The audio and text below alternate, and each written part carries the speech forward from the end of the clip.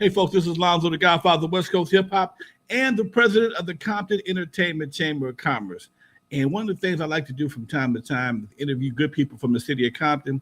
And right now in the dugout, I got one of the fellas, one of the gentlemen.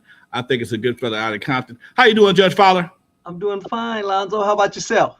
I cannot complain at all, sir. I can't complain at all. You know, we did an interview once before, and it was so smooth. I had to interview you again, man, just to update, see what's going on with you. You know, some people, you just do that. But you know, I see you out in the community. I thought about that. I said, you know what? He must be a pretty fair judge if he could come out into the same community that he served. Ain't nobody looking for him. Okay. Well, you know, and it's funny because I do try and do that. Although my staff and my bailiff, and even some of my superiors, they kind of they get on me about that. They say, you know, you got to be careful, and I am careful. But you know what, man, life is too short, man, and I can't live in fear. Now that doesn't mean I'm not going to do anything, you know, stupid or unusual. But you know, life is too short to live in fear, man. But I thought about that. I said, you know what?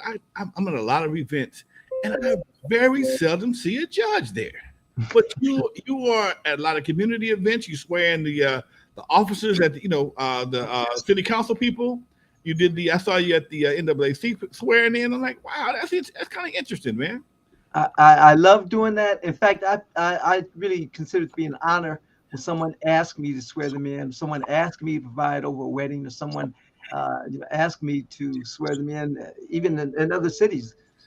Because it's just an honor to be in a situation where I can do that. And I never charge anything. I'll be very frank. Next question. I never charge a dime. No. I performed wedding services, Lonzo. I don't know if I mentioned this last time, for defendants after.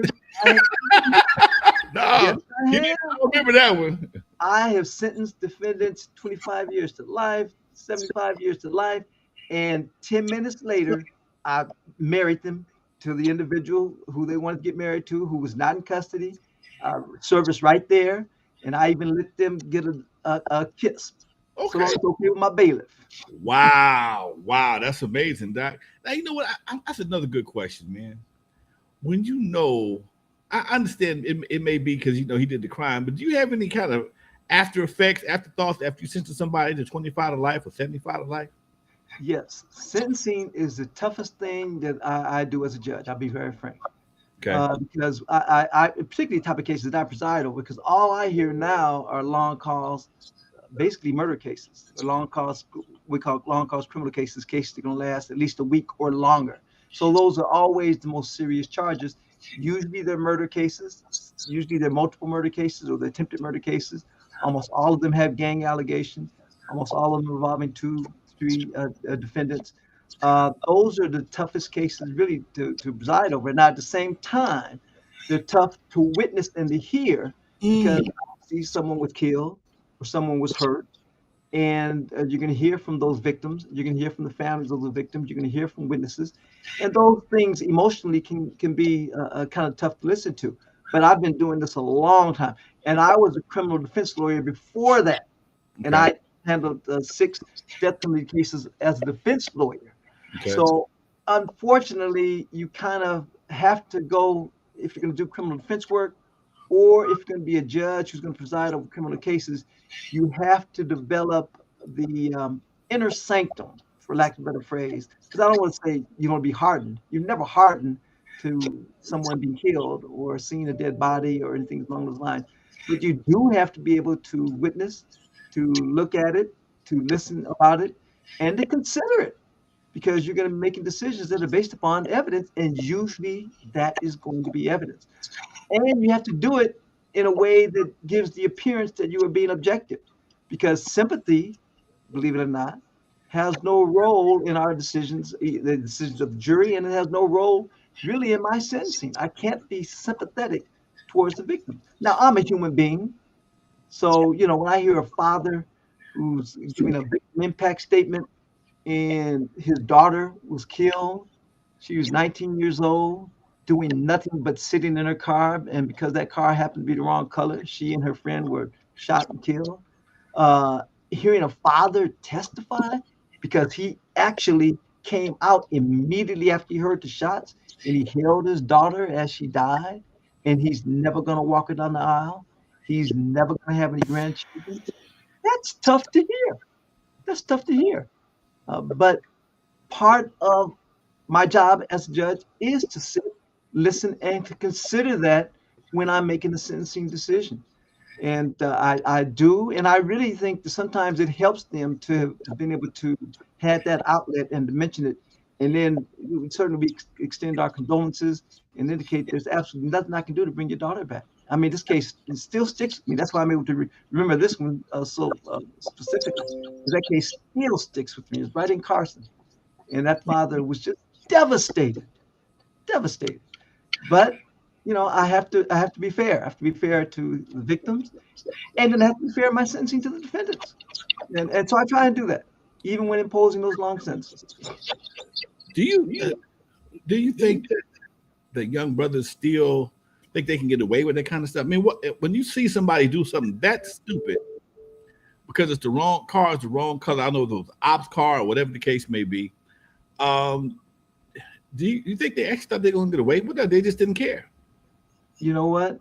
I really think it's a combination of factors. I don't think it can be one thing, but I ask myself the same question, Lonzo, because I preside over these cases, and of course, I can't talk about a case pending, or I can't talk about a case that I handle where it's being appealed because that's still pending. But just generally speaking, the cases that I hear, almost like I said, almost all of them are involving gangs. You would be amazed at how after committing the offenses, the defendants will brag about it, particularly if it involved an opposing gang. They will brag about it through telephone calls from the jail. And those calls, when you call into the jail, when jail calls you, it says, this call is being monitored. It says it, and they will still try and talk about it. Now, they'll try and talk in code, but it's clear as to what they're referencing. You'd be surprised how often these defendants go on social media, Instagram, Facebook, and put references, pictures, brag about the crimes that they committed. And let me tell you, I snitched on them. let me tell you, these law enforcement officers, there are cameras everywhere. And one of the main things that they have become very adept at doing is reviewing the social media of defendants and witnesses. And they spend a lot of our cases now are dealing with that. And cameras are everywhere. Okay. It's 1984. Right. You would think by now, man, that they would get an idea. They would get some kind of idea. You know what? This may be something we might want to rethink before we commit a crime. Because robbing somebody at a bank is like robbing somebody on television. Because you're pretty much going to get caught. He really is. That part I agree with you. It's just it's unbelievable that there's no foresight in terms of the potential consequences. And unfortunately, then they say, hey, that's, it is what it is. Some of the cases I'm hearing now are the Mexican mafia cases, and oh my goodness, woo. That gang is rigid, is structured.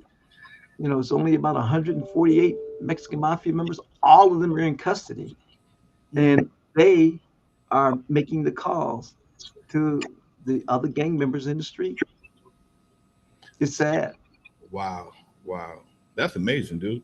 Yeah. How many of these cases you take home with you, man? Just some of you just stay with you after the fact, or I try not to let any of that. I try to leave everything here. Okay. Because I've got to have my own state of mind, Okay. and I've got to have some balance in my life. So I try extremely hard, and I really learned to do this, man, a long time ago. To be very frank, from my father.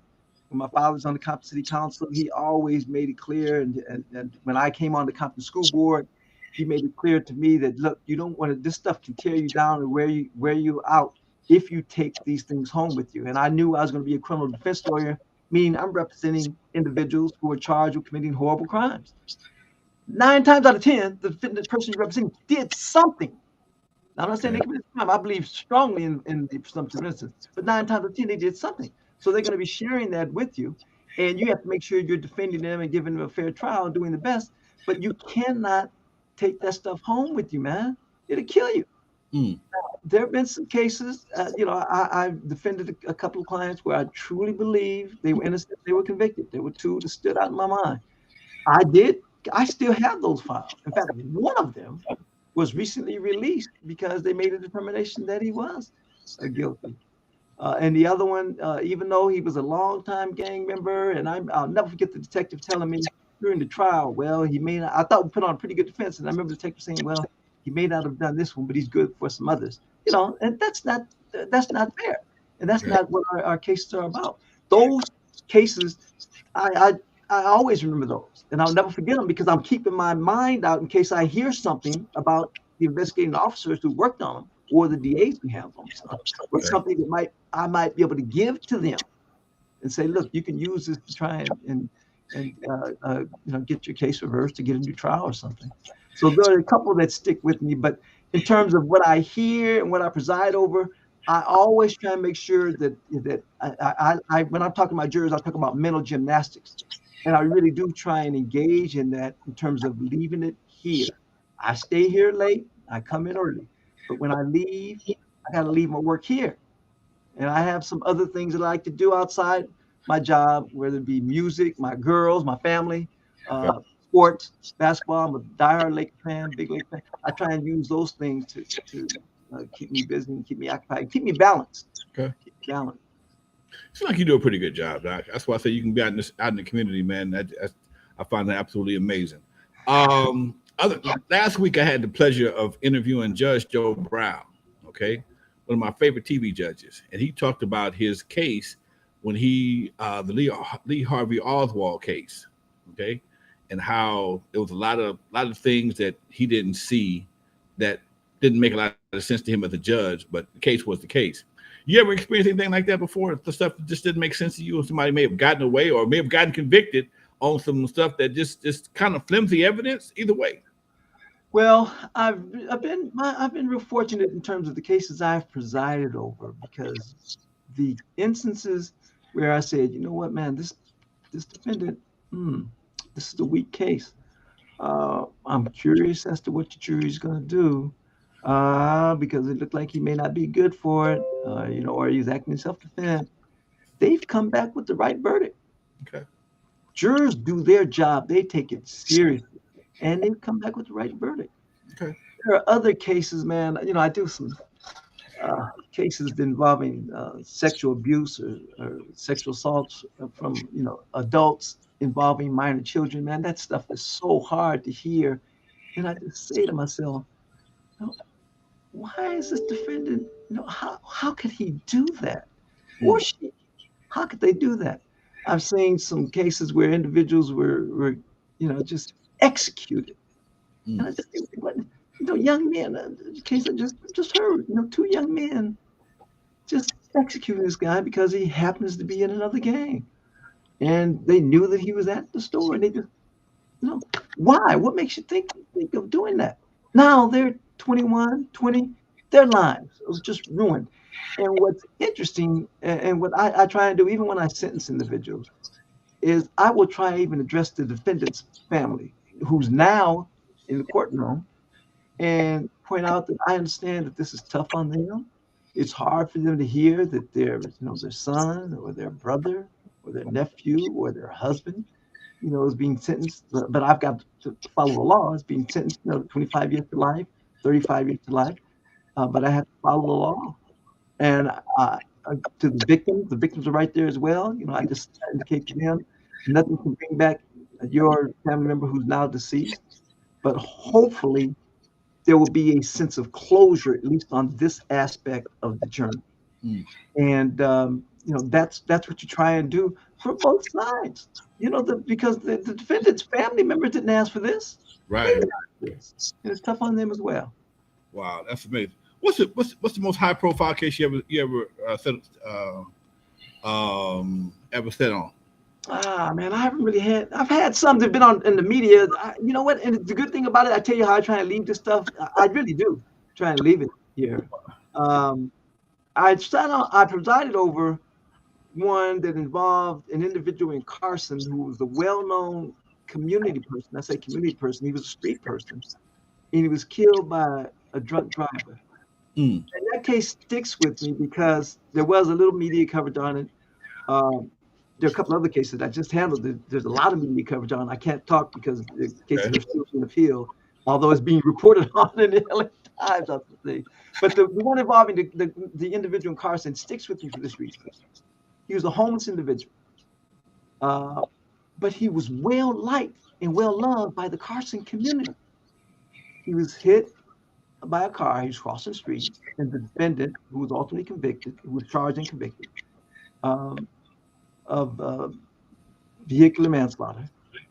And when it came time for the sentencing, the Carson community came out because they said they were victims because the defendant didn't have any uh, blood family victims. So the community said, we are his family and we are, and they wanted to give a victim impact statement.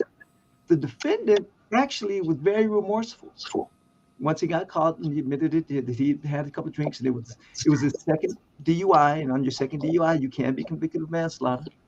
And the defendant's family was there, and I let all of them speak, which is really kind of different because usually, you have to have some connection. But I let the community speak, and then I heard from the defendant, and then I heard from the defendant's family. And this is what I found amazing. And again, there was some media there, print media. I think they reported on it. The community told the defendant that they forgave him and wished him well. Mm. They forgave him.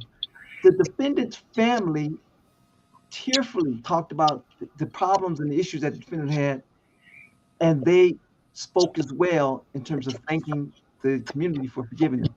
And then they asked me this. They said, Judge, can we have a prayer right now? And I said, absolutely. Mm. Now, that's kind of unique because, as you well know, in courtrooms we generally don't. You can't promote any sort of religion, and I felt comfortable doing it because I wasn't promoting a religion. I simply allowed the victim and the defendant's family to circle the defendant and have a community prayer for him. Mm. And that case stood out in my mind as one that did receive some local media. I think the Carson newspaper talked about it, how it was kind of unusual to do. Um, Interesting. so, in terms of any other media cases, there was some that I presided over where an individual was accused of setting fire to his victims, all of whom were prostitutes working the streets on Figueroa. And those cases are tough to hear because it just doesn't make any sense, man. And the defendant shows absolutely no remorse, throughout all of this. And that was a tough case to preside over as well. Wow. You know, I got a question. I got a personal. I'm going to figure this out. Personal question. What is the line between attempted murder and assault with a deadly weapon? I know I was told anything above the waist is attempted murder, and down below is assault with a deadly weapon. Is there a Now, difference? the distinction is attempted murder is what we call a specific intent crime. That means you must have specifically intended to kill the person, but for some reason the person didn't die. For example, you missed or you hit him something. So you have to have a specific intent to kill. Assault with a deadly weapon is not it's not necessarily a specific intent crime to kill. You don't have to have this specific intent to kill. You have to have the intent to assault the person, to hurt the person. Okay. So that's different from a specific intent to kill. It's a specific intent crime, and that's the element of it. Assault with a deadly weapon is what we call, in most instances, it's going to be a lesser included offense of attempted murder. What that means is you can't commit an attempted murder if you use a gun. Mhm. You cannot commit an attempted murder without committing an assault with a deadly weapon because Ah. it's a lesser offense. Okay. Sometimes the DA will charge both of them. Or Mm. sometimes, after the case is over, the defense will ask me, would I include the option to the jury of convicting him of the lesser offense? And I will, because Okay. that's what we call a lesser offense of attempted murder. Now, if, for example, the defendant was convicted of both attempted murder and assault with a deadly weapon, and it was the same conduct, meaning let's say he fired 2 shots, and the person did, and they convict him of both attempted murder and assault with a deadly weapon. Then when it comes time to sentencing, I can only sentence him on one of the counts. Okay. Because there's a rule, a constitutional rule that says you cannot be, it's double jeopardy. You can't be sentenced for the same conduct. Dual punishment, you cannot be punished for the exact same conduct. So so it's a lesser included charge of attempted murder. Interesting. Now, when is it? Because I see young men all the time, got nice cars or wear a lot of jewelry and carry guns. Oh man, I got to carry my gun to keep a fool off of me. Is that any that possibly can be utilized as self-defense? Especially you ain't no open carry and no concealed weapons much in California. You got a gun, somebody try to rob you, you shoot them. Is that the self-defense? If there's evidence of self-defense, then that instruction must be given to the jury, and the jury must be given the options of considering it. It's a little bit difficult to get self-defense. You can, but it's a little bit difficult getting it unless the defendant testified, because there has to be some evidence as to what was the defendant thinking at the time he or she fired the shots. Were they in fear of their life, or were they in fear of the life of someone close to them? Because in order to the affirmative self-defense is what we call an affirmative defense, meaning the defendant must establish it. Now, there are some rare instances where the evidence is so overwhelming that whomever would do it would act in self-defense. Then you necessarily don't need the defendant to testify. Okay. So self-defense is an option if there was evidence to show that the person had a belief that the other individual was going to use deadly force against them. Because you can't claim self-defense if you bring in a gun to a fist fight. If you bring in a gun and the other person, is throwing rocks or something. Okay. If the other person has a deadly weapon and you have a weapon, you are entitled to self-defense, and you're entitled to stand your ground in California. Whoa. That's the first time I heard that one. I know it. And most people know, all they heard about in Florida was how there's no standing ground. I never heard that before. You are entitled to stand your ground. You don't have to retreat, but it must be a legitimate basis to believe that you or someone near you or someone in your family was in danger of being killed. My scenario, just for conversation's sake only, young rapper, wear a lot of jewelry, and he carries a gun. Now, if you get caught with the gun with the police, he got a case. But if a robber tries to rob him and use that same gun and shoots and kills somebody that has a gun, is that justifiable homicide or self-defense? Well, and it depends. And I know you hear that a lot, but it does. It really does depend upon what the evidence shows. Okay. The mere fact that he may have been illegally in possession of a gun, that doesn't take away your right to self-defense. Okay. It's not automatic. Now, it's something that can be considered because, see, that goes towards, well, what was your intentions? If you brought a gun, were you intending on using it? And the other thing is, our self-defense instructions would tell you, you cannot make up the defense of self-defense. In other words, it can't be feigned. It must be legitimate. You can't start a fight, mutual combat, with the thought that I'm starting this fight so I can then claim self-defense. Okay. Law doesn't allow that. Okay. Now, whether that happens or not, it's a question of fact. And question of facts go to the jury. Those jurors, those 12 jurors, they hear the evidence and they decide what factually happened. So there could be some circumstances where the person who was an initial aggressor, let's say a person is the initial aggressor and he or she started a fight with someone, but then let's say, they won the fight and then they're walking away and they're giving up on it. They don't want to fight anymore. And they tell the other person, look, I don't want to fight anymore. I'm leaving. Even though I started the fight, I'm leaving. I don't want to do it. And that person at that point pulls out a gun and shoots them in the back. Now you can't claim self-defense, even though the other person was getting beat up because the aggressor left. Right. So so those situations, they're fluid. And this is the beauty of jury trials, man. This beauty of jury trials, because the evidence comes in and the jury makes a determination as to what actually happened. Man, this is interesting. Because I always thought if you use a gun, you're done. Not necessarily. Wow. I always thought if you use your gun, you're done. Especially if you're carrying it illegal. Because I know so many young men, they think they have to leave the house with a gun on them. And I had a couple of gun cases in Compton, and Judge was it Thomas Mills? Was it Thomas Mills? Judge Mills told me, Mr. Williams, I got caught twice. Cecil Mills. Cecil Mills. Thank you. Cecil Mills told me twice, Mr. Williams, you're a nice gentleman, but you have a propensity for carrying pistols in the city of Compton, and we don't like that.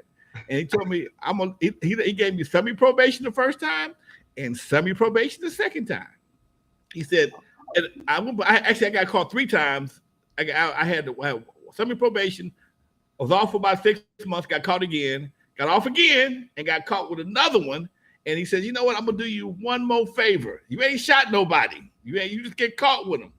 I'll tell you what I'm gonna do. If you get caught with another gun and come before me, I'm gonna give you a year. I'm gonna give you a year to think about it. That was my last time carrying a pistol. All right, that deterred you. And I know Cecil well. He's an institution in the Compton courthouse for sure. Yeah.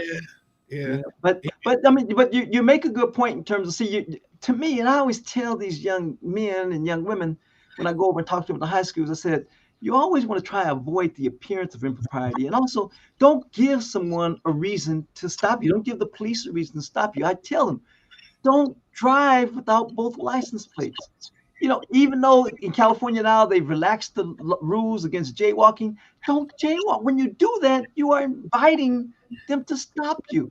When you drive and you've got something hanging from your windshield or from your mirror and it's blocking your view, even though technically that can be claimed, hey, that was just a ruse. They really want to stop you. But you invited them. It's like you're saying, I don't mind if you stop me. If you drive around without a license plate, or if you drive with your windows are too tinted, you're telling the police, go ahead and stop me, because that's still technically a violation of the vehicle code. And anytime there's a violation of the vehicle code or any law, they have a right to stop you and cite you. And in the course of doing that, if they see something else in plain view, now it's opened up the door. Wow. So you got to be careful. You're trying. I mean, everybody makes mistakes. Everybody's human, but don't give them a reason to stop you. You know, you give them a reason to stop you. Yeah, dude. You might not know this question, but I was wondering, the light, that red light that hit you in the back of the head when they pull you over, that's something in a microwave or something. That light get hot as hell. It's like when that light hits you, you know you're getting pulled over. You ain't got to turn around. The back of your neck feel like a piece of chicken and a golden bird. Okay, because boy, that light is hot as hell. Okay, I never do that. I don't know. I think they are trying to get your attention, Lonzo. I think that's good. Judge, I thank you for your time, man. I really appreciate your community, your service to the community. I appreciate the fact that you're a man of the community. That's why I like talking to you. I know it's your lunch break. I know you got to eat something. Go back there and be as fair as possible, man. I appreciate it. Well, I appreciate you inviting me to come on, and my doors are always open. You know, I show people. I can see my door. Yeah, my door is always open.